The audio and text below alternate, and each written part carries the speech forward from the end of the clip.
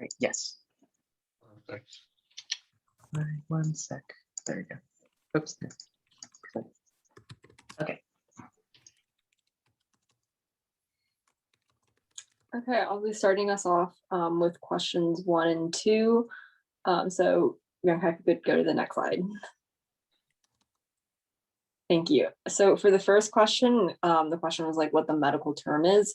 We found it to be delirium, which is just it's not really a disease. It's more of just a specific mental state that results in confusion and reduced awareness of the environment. Next slide. And specifically around delirium, a lot of the consequences of it in the short term, at least, result in increased likelihood of accidents or injury because the person is confused, disoriented, or is experiencing hallucinations. And in the long term, it also complicates and prolongs medical conditions and hospitalization, and also can lead to chronic disability or even death. That's Matu Group, Grover and Group 2010. And because delirium isn't really a disease per se, but more of just a specific mental condition, there isn't any sort of like treatment or medication specific for delirium. There's only like treatments for patients experiencing it, so as to decrease their likelihood of other risks like accidents, injury, and long-term chronic illness. Can I ask you something? Where did you get that little square box? That's very good. The outcomes of delirium. I think it's on one of the sources in the bibliography. It's listed in the bibliography. It's called incidence prevalence. Wait, no. It's in the comments. Yeah, it's Yeah, diagram of outcomes from there's a link. I don't know where it goes actually. Let me see. Francis. Okay. Yeah, let's go back to it. That's a very good pictorial representation. I think the image it's cited in the Krekreja, Gunther, and Pop 15 study. Yeah. That's in a different slide. Okay. That's probably one of the most important pictorials you have right there. These outcomes. This is why it's such a serious diagnosis. Yeah. Yep. So is it normal for older people to get this problem? It's not necessarily normal. It's more like it's much less common for younger people to be diagnosed for delirium. And on average, a third of the older hospitalized patients become delirious. And this can be shown in a study examining the Indian intensive care units that found that incidence and prevalence rate of delirium were 24.4% and 53.6% respectively.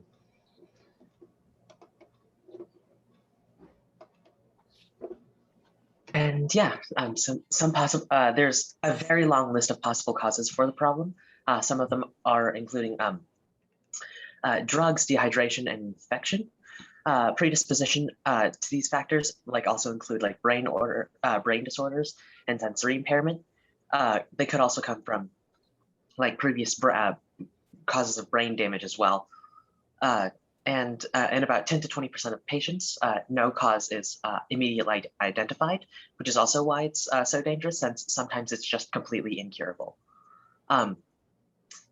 Some other symptoms include memory loss, amnesia, as well as, and medications do cause this as well.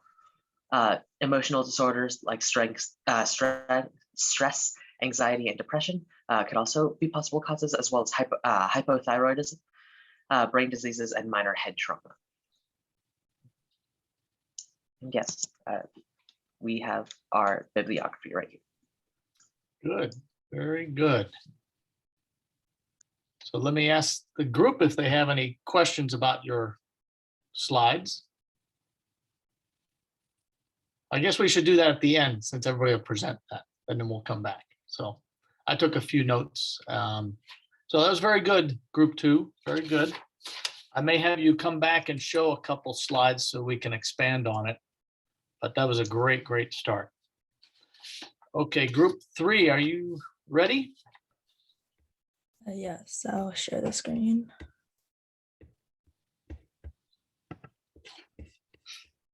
Group 3, 1, 2, 5.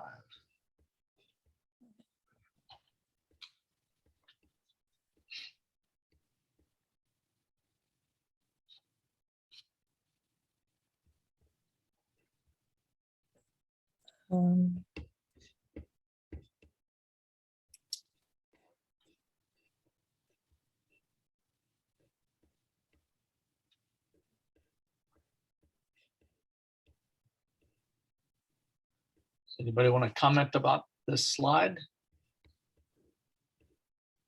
Okay, I guess I'll go. Our first question is, what's the medical term for this problem? And we found it was delirium. And that was just a more severe term of disorientation. And here's our references. Our second question is, why is this problem important, and the consequences? It was important because for diagnosis and prevention and treatment, by determining the probable cause, we can find treatable disorders and symptoms such as delirium, hallucinations, and agitation. We can also find the correct approach to seek effective treatment. And delirium is a progressive disease, and symptoms develop quickly. It can either be hyperactive or hypoactive or mixed. And a common complication of older hospitalized patients.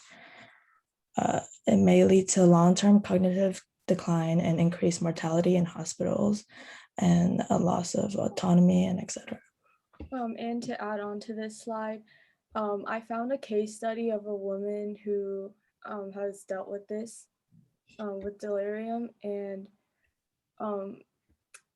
in the article it said that she was having symptoms of like sleeplessness, restlessness, distress, crying and shaking, which I think shows symptoms of hyperactivity, which is one of the kinds of delirium. And like group 1 said, it's not like a certain disease, and it's more like a complication of an outcome of, it could be like other chronic illnesses, like for example, Alzheimer's or like cardiac arrest.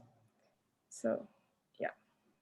Good. Let me comment just to try to make that more clear.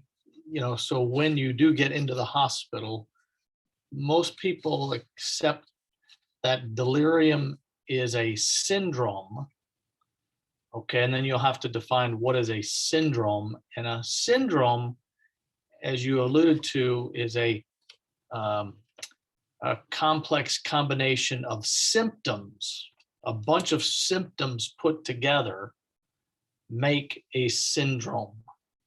So the symptoms, the constellation of symptoms that patients have: confusion, it comes on quickly, disorientation, altered level of alertness, level of awareness, inattention.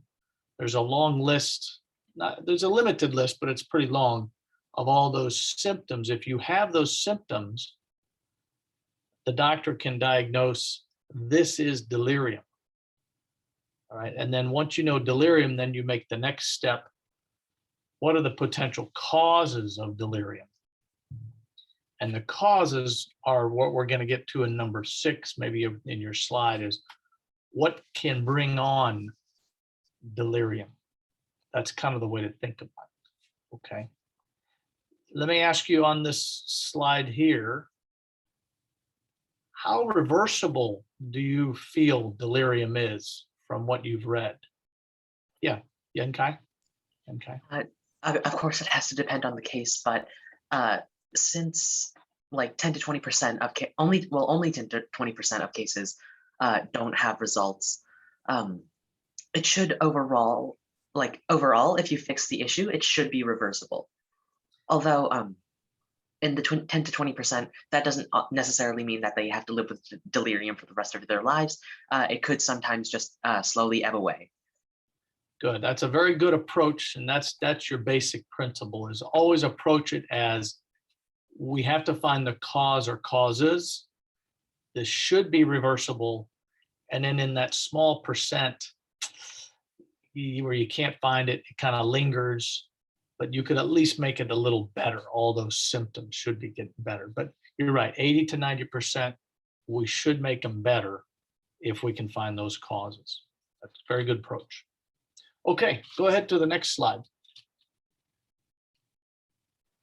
So the question was, how is the fact that she has Alzheimer's dementia relate to her developing this problem?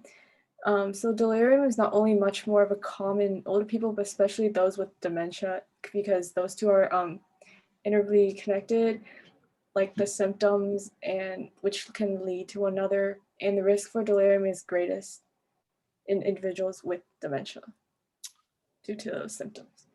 Very good, very good.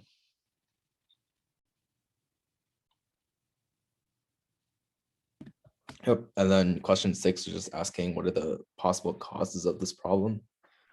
So delirium can, like the cause of delirium can be one factor, or it can be a combination of different factors that impair the normal sending and receiving of brain signals. So this causes the confusion. Here on the slide, we put a big list of possible factors that might cause delirium. You can read it for yourself. I'm not gonna waste time reading every single one. But other risk factors for delirium include brain disorders such as dementia, like we see in this case study, stroke or Parkinson's disease, previous delirium episodes, so it can come back, or sensory impairment. That's very good. That's a great way to present this. I'm gonna try to clarify one thing for you. I would not put dementia as a cause of delirium. It's more of a risk factor. Okay, so folks who have the dementia are easy to get this delirium. And when you all get down to question number 11, under the physiological mechanisms, what is going on in the brain, you'll understand that better of why people with dementia are so easy to get this delirium. Okay, so not a cause, dementia is not a cause, it's a risk factor. The other little clarification is old age doesn't cause delirium, it's again more of a risk factor. The older you are, it's probably related to the older your brain is, and that's why it's a risk factor to get a delirium. But everything else in your list is very important, because you can imagine, for example, if our patient here came, you saw her at 4 p.m. on a Friday, without reading this first, would you have thought possibly she was having a stroke or a heart attack? It doesn't pop up in a doctor's brain right away that, oh, this old person's confused, it might be a heart attack. But this is why delirium is so difficult sometimes, is look how many different causes there are. So the ER doctor has to be aware and look for these clues that it might be one or the other, or many of these. Okay. Is group 1 ready? Hannah says she's going to be arriving later, but I'll just go ahead and present. So okay. some of the I'm here. We're all good. Oh. Okay. Okay, great. Do you want to present the screen, or I can? Yeah, I can. Okay. Oh, can you? Oh, I'll do it. I got it. Okay, Hannah.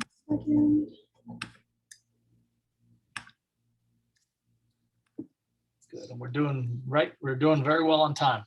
5:23.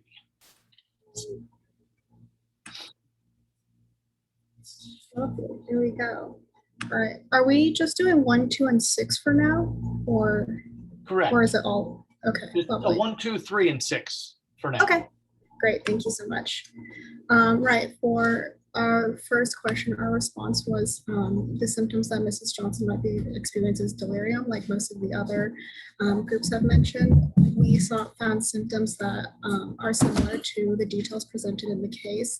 And then beyond our initial search, we found a definition from the DSM-5, or the Diagnostic and Statistical Manual of Mental Disorders, I believe. It's kind of a long manual, so I can never remember the words, but that manual says the diagnostic criteria for it is a disturbance in attention and cognition developed over a short period of time, which we saw in Mrs. Johnson, that is not better explained by another pre-existing neurocognitive disorder, or you can also diagnose it if you have evidence that it's from a direct physiological consequence of another condition. And we thought both of those things matched well with the case, so we said delirium. Okay, question 2. Why is this problem important? How serious is this problem? What can happen to people with this problem? And what are the consequences? So delirium is serious but often treatable, and it represents global brain dysfunction, and thus cognitive impairments are highly variable, including disturbances in several domains such as memory, orientation, language, visual, spatial ability, and perception, which has been covered. And there are sort of 3 types of delirium. Hyperactive, which includes restlessness, agitation, and emotional instability. Hypoactive, which includes lethargy, a non-responsive patient, and a lack of focus. And mixed, which alternates between the 2. So delirium is usually the reaction to another underlying medical problem, and symptoms in a typical case can get better in a few days to 2 weeks. And some consequences are longer hospital stays, long-term cognitive dysfunction, and post-traumatic stress disorder. And in addition to physical, mental, emotional consequences to the patient, delirium can also come with heavy financial stress due to prolonged hospital stays with higher healthcare costs. Yep. For our third question, we investigated how common this problem is, and our answer is that it's extremely common, especially in older patients. About a third of general medical patients over the age of 70 have delirium. Half of them develop it or have it upon admission, and then the other half usually develops it during their hospitalization. It's also a very common surgical complication, and then people with more extreme conditions in the ER can also tend to have like a higher prevalence of delirium. In the ICU, it's over 75%. And as mentioned before, it's very common in older patients. So in palliative care settings, you can find up to 85% of patients with delirium. I also thought it was interesting, since we've usually talked about older patients since up till now, I looked at stats just out of curiosity for children, and apparently it affects between 10 to 44% of hospitalized children, and up to 30% of children in the PICU, which is the Pediatric Intensive Care Unit. So I thought that was interesting. Very good. I was hoping one of your groups would find that. I guess only you guys had you had number 3. Yeah, that children do get this. All ages. Very important. It's not just for the elderly. And then, do everybody know what palliative care is? Could you describe that, Hannah? Isn't it just like where it's not about curing it? It's just about like making the symptoms like feel better, kind of like with hospices?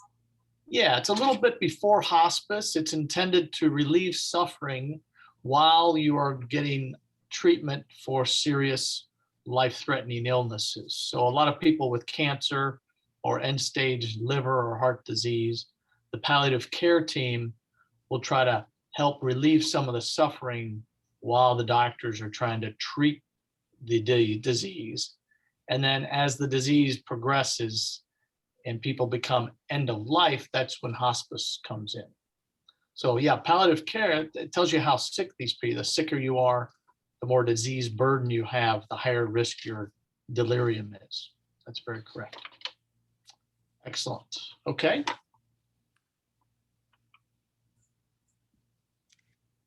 So number 6, what are possible causes of this problem? There are multiple causes or a mix of causes, and it delirium, as stated before, is usually the response to a separate medical problem, and dementia is the biggest risk factor, but it's not a cause, as said before. But issues with the body, including pain, infection, head trauma, poor nutrition, or abnormal metabolism, like blood sugar, stuff like that. And other causes of delirium are intoxication with drugs, including prescription drugs. And delirium can also be caused by withdrawal or changes in medication. And changes in a patient's environment can also lead to delirium. In light of recent events, I've heard like cases of extreme COVID-19 can lead some patients to develop neurological problems, including delirium. Although, since COVID came up just about a year ago, these mechanisms haven't been extensively studied, but it's a cause. Very good, very good. Leave your slides up if you will. Let me just recap. Let's first of all, are there any questions from anybody? Or comments?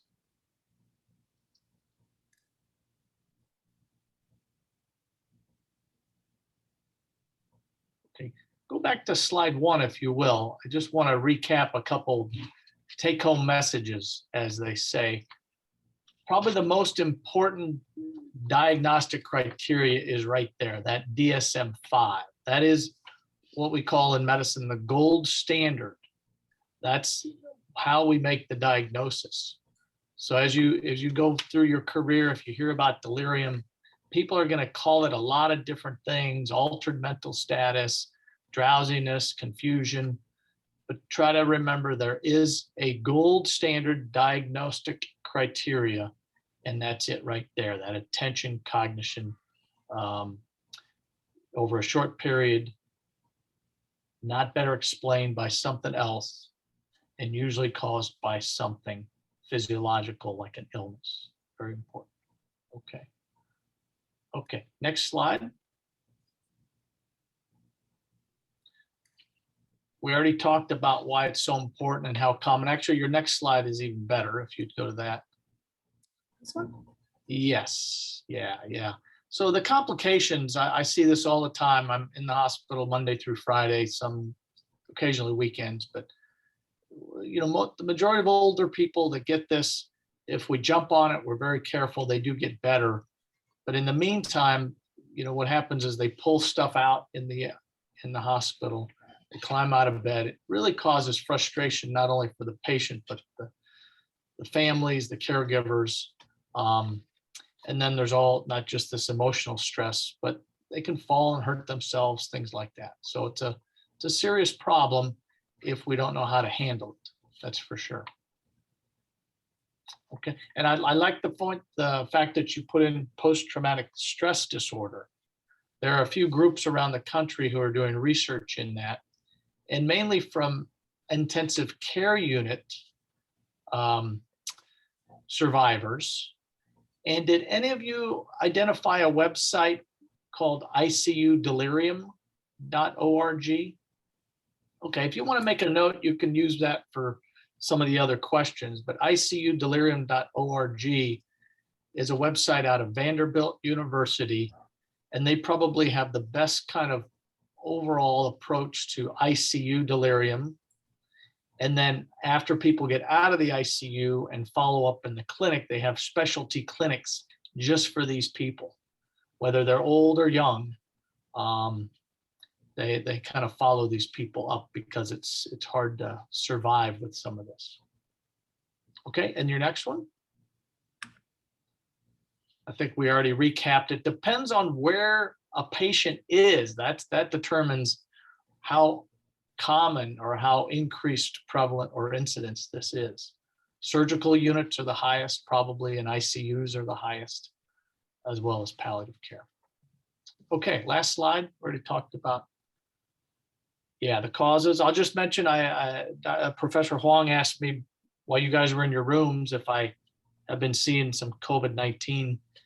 Currently, we're doing pretty good. We're kind of upticking a little bit down here in Texas, but in January, February, older people who came in with COVID and delirium, they just did very, very poorly. And it was indirectly from the COVID, it was more directly from the isolation that they had. So it really showed us again, you can't take someone with delirium and put them in a room by themselves and not go and take care of them. They get much, much worse. Okay. Okay, let's pull the group back together. Everybody did a really great job on those slides. That was very helpful. So the next step is to divide back into your groups and do 2 more questions each. It's 5:34. So how about take, you want to just do 5 or 6 minutes and start a little search, and then I'll pull you back in a few minutes.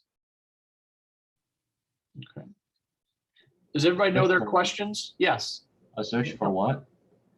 I want you to start your research for your next 2 questions. Okay. Just kind of get it going. And if you're doing okay in the next 5 or 6 minutes, when I pull you back in, you could say, oh, I think we're going to be able to do this. If you have any kind of questions, we'll pull back in and answer those questions. Okay. Young Kai, did you have a question? Yes, which questions are we supposed to be looking at? So they're on the agenda, right? Yes. Group 1 is 7 and 10. Group 2 is 8, 11. And group 3 is 9 and 12. Gotcha. Okay. All right. Okay, I'll see you in about 5 or 6 minutes here.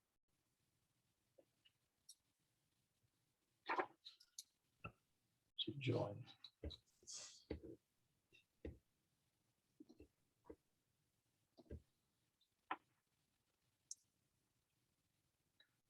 And I just realized I called you Professor Huang instead of Chong. Where in Texas are you? Dallas, Texas. Nice. I was born in Houston. I did a lot of work at UT Austin, so I got a Texas connection going on there too. So. Oh yeah, UT Austin. Did you like it down there? Loved Austin. Austin feels a lot like Portland, except it's. Yeah. But yeah, it's a good little town. I like it. Good. Really good food. It is. It's totally an aberration in Texas. If people from move to Texas and they don't like where they live, they kind of. Yeah. But yeah, no, I grew up in Houston, so 18 years in Houston. Oh wow. Pretty familiar with the Texas Medical Center down there with MD Anderson and all that going on, Baylor College, medicine. Gosh. Yeah, that big huge complex. It's gotten bigger as far as down there. Years. Yeah. Did you do but you weren't 8, you were 18 when you left. Did you do research at UT Austin? I did research, but not medically related research. I did I don't know if you're familiar with, I don't know if Baylor College of Medicine still has this SMART program. It's for undergraduates. They get undergraduates who are fairly talented in the sciences or biological sciences, and they put them into labs for the summer with various research groups out over there, and I did that for 2 summers. So. Oh, that's good. It's called the SMART, SMART.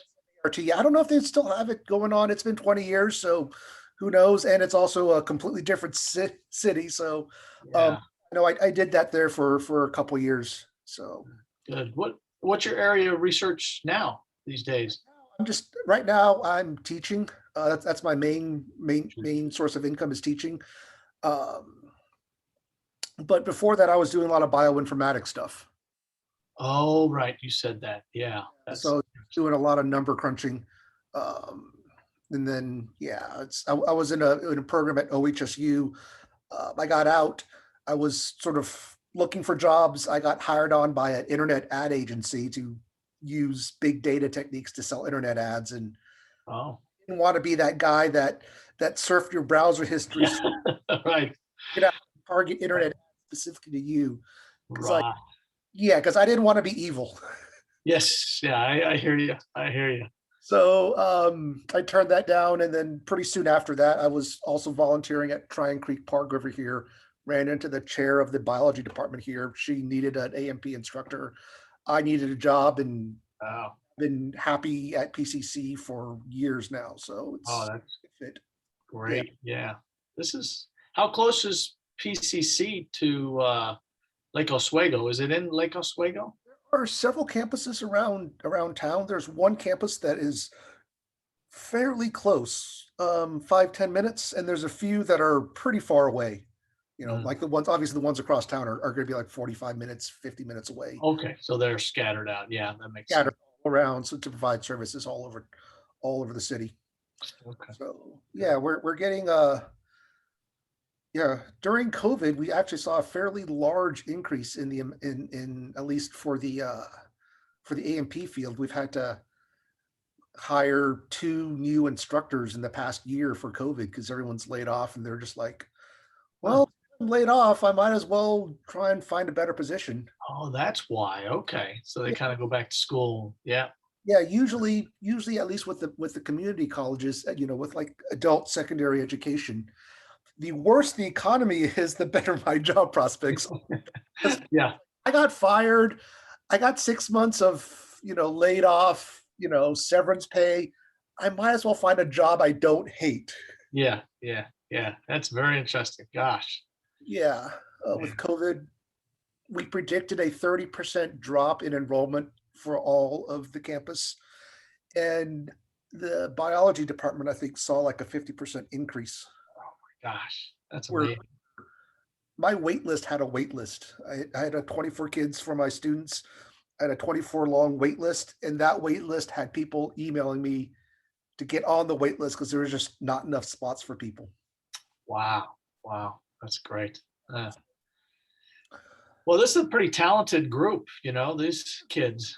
Group, yeah. I mean, I know that they're at different levels. I mean, we got some like sophomores and we got some seniors. And at that level in high school, those 2 years makes a huge difference in terms of ability. Yeah. I'm not used to teaching this young of kids, but they got the concepts, and I'm pretty impressed with them. I mean, I think wherever they go, they'll be fairly academically successful. They remind me a bit of me when I was that young, and I was just kind of trying to. Yeah, exactly. Except I didn't have the internet then. All I had was like encyclopedias, if you remember. Oh man, I remember those days. I remember learning what the hippocampus was by going to the library. I was just so curious. Like, that's what it is? It took me a whole day to find a picture of it or something. Now they're over the internet, and then what you learn now is not going to be what the hippocampus we think it's going to do in the next year later. Right. All right. It's just. I can't wait till they get to question 11 because there's really no good answer for question 11. It is so complex. Oh yeah, I looked at that one like, that's the whole kitchen sink right there. I mean, it's anything.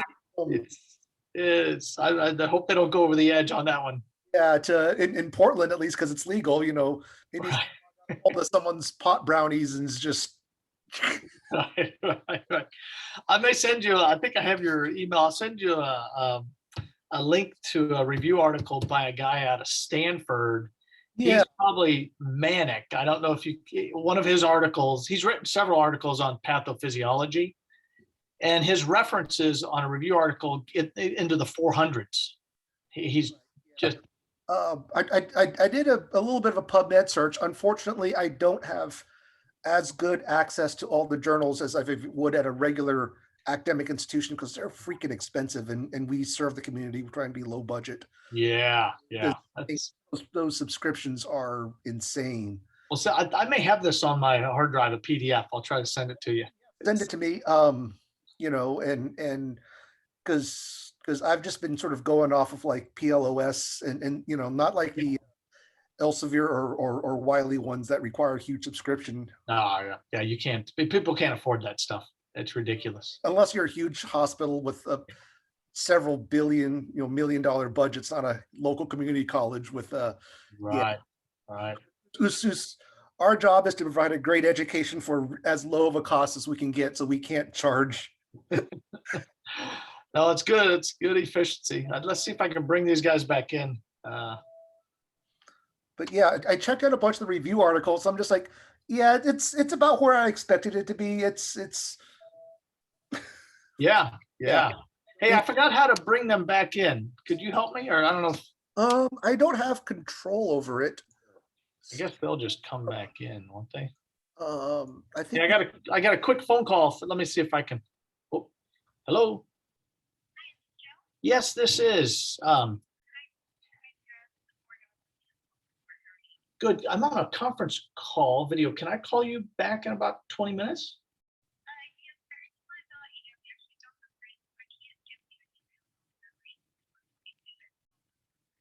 Until September.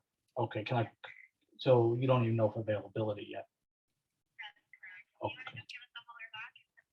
I will. Oh, absolutely. Yeah, thank you so much. Okay. Bye-bye. Okay, good. I got out of that.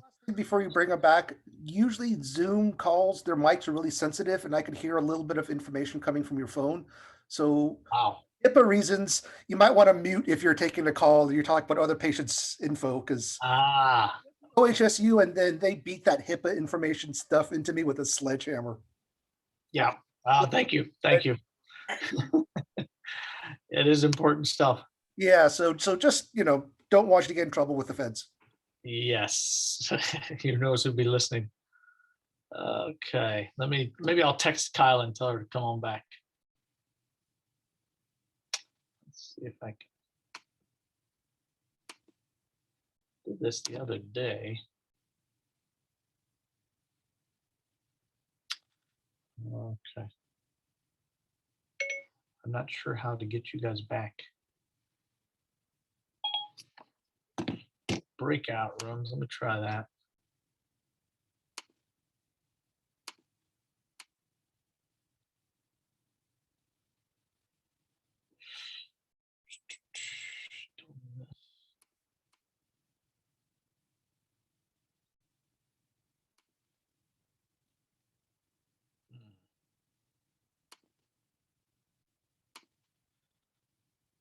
No, it's me.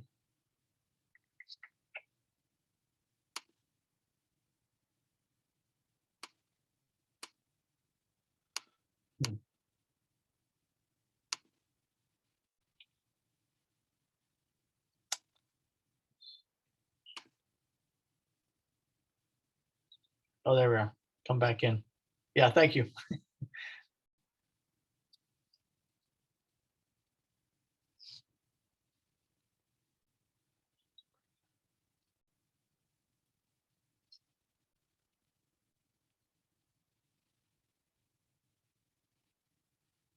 Yeah, I didn't know you were in Texas. I thought you were Portland.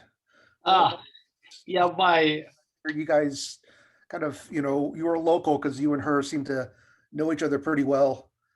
So her dad, yeah, her dad is my her dad's sister is my wife. That's a right. That makes perfect sense. Dad's, yeah. Yeah, So my wife and her dad are brother sister. So, and we've taken a couple trips together. So I've seen her. Nice. Yeah, the last trip we took, she was studying most of the time on vacation. So she's a go-getter.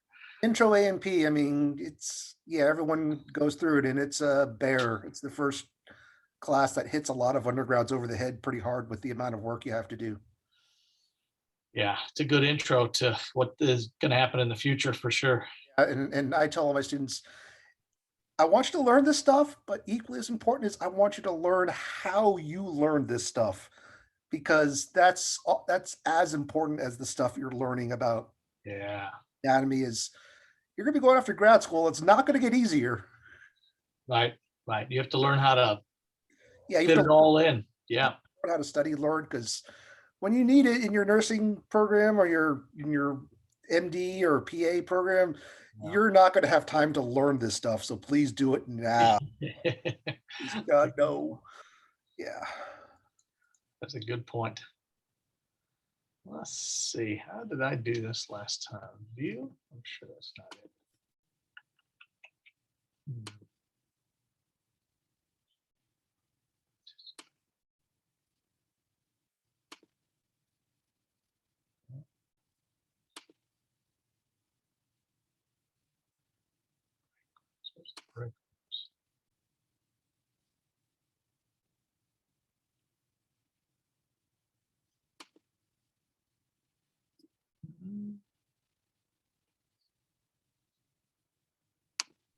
Can you drag them back in? Let me see. No, I did something to the break rooms in progress. I can cancel. Can I? No. I thought last time I canceled and then they automatically came back in.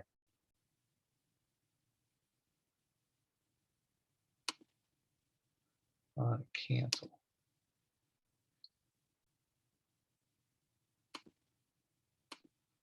Yeah, I know I canceled them and then they automatically came back in. Maybe it's buried under a right-click menu or somewhere. I'm not sure. Mac doesn't have good right click.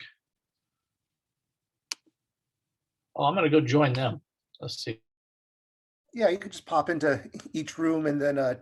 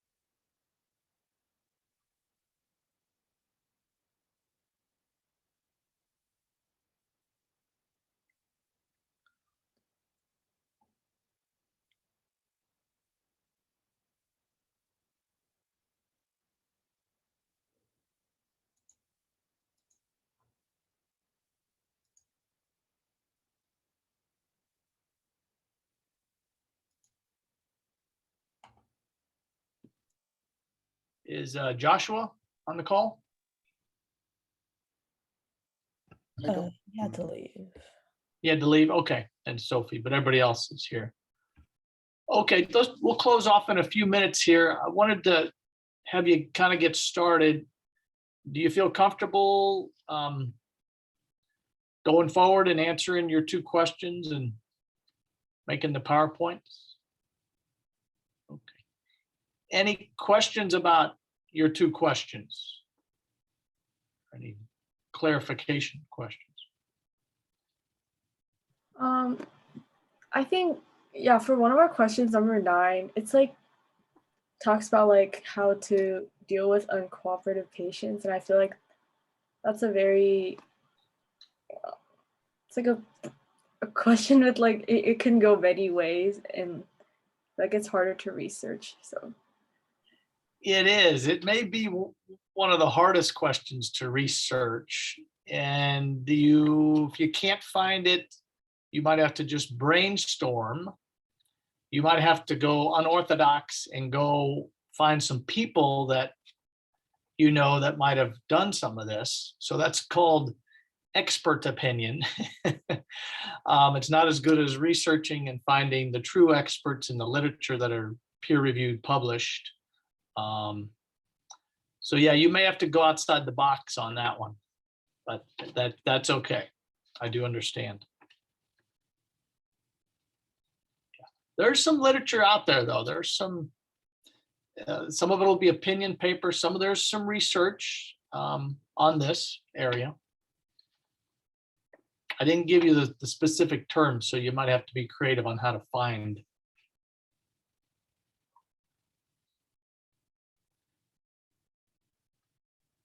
Okay. Any other clarifications? Okay. If people want to go back to the breakout rooms and do a little bit more work, I'm happy to hang out and keep the break rooms up and running for people. That, or if you just want to bail after this and go do other stuff, then meet up later. That's also cool. We'll just see people back here on, Tuesday, but I'm happy to hang out here and keep the rooms going for people. Yes. I have two We have- questions. So Yeah. number one, on the schedule document, I don't remember seeing Tuesday. It's not, it'll be next Thursday. Oh, okay. Yeah, I was just gonna Cool. clarify that. We're skipping next Tuesday. Cool. And Thursday will be our third and final class. No worries. Okay. Sorry, I was. Otherwise, you'll be alone, Professor Chong. Yes. Okay. Okay. And then also, can you put us like in my second question, could you also put us like in the breakout rooms for like a couple minutes just so we can like coordinate with our groups really quick? Yes. Yeah, that was what I was going to ask. Yes. Okay, I'm gonna say goodbye, everybody. See you next week. Thank you. Okay. All right. Andrew, I'll see you next Thursday. Sounds All good. right. Take care. Have a great weekend, man. Yeah, you too. You too. Take care.